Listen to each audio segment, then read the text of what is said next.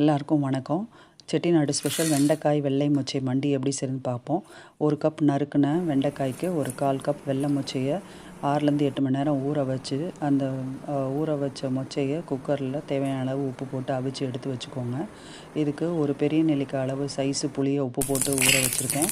இதுக்கு 1 டம்ளர் அரிசி கழுவின தண்ணி. அப்படி உங்கள்கிட்ட அரிசி கழுவின தண்ணி இல்லைன்னா 1 டம்ளர் தண்ணியில் 1 ஸ்பூன் பச்சரிசி மாவு போட்டு கரைச்சி வச்சுக்கோங்க. இதில் ஒரு சட்டியில் 5 ஸ்பூன் நல்லெண்ணெய் விட்டு 1 ஸ்பூன் கடுகு, 1/2 ஸ்பூன் தாளிக்கிற உளுத்தம்பருப்பு, ஜீரகம் போட்டு பொரிய விட்டுட்டு அதில் 5 பச்சை மிளகா, சின்ன மிளகா, 2 வரமிளகாயும் போட்டு பொரிய விடுங்க. இதில் 10 சின்ன வெங்காயமும் 10 பல் பூண்டும் போட்டு நல்லா வதக்குனதுக்கப்புறம் அதோடய வெண்டைக்காய்களை போட்டு நல்லா வதக்குங்க.